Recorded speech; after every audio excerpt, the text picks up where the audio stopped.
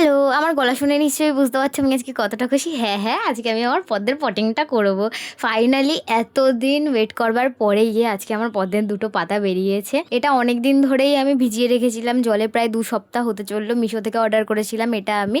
কারণ আমাদের এখানে কোথাও কোনো নার্সারিতে পদ্মের টিউবার পাওয়া যায় না। আর তাছাড়া আমাদের এখানে কোথাও ভালো কোনো বিলও নেই যেখানে আমি পদ্মের টিউবার কেটে এনে বসাবো। আর বরাবরই আমার সাপের প্রতি একটু ভয়। তো ওই জন্য আমি ওই সাপের ভয়তেই যাইনি। বড্ড ভীতু মানুষ আমি।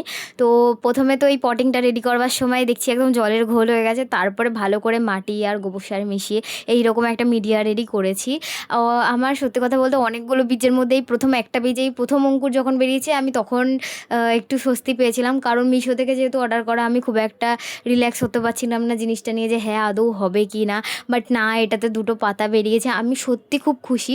আমার পদ্মের টিউবার সম্পর্কে কোনো রকম কোনো আইডিয়া নেই। যাদের আইডিয়া রয়েছে আমাকে প্লিজ একটু গাইড করো যে কীভাবে কী করতে হয়। টাটা।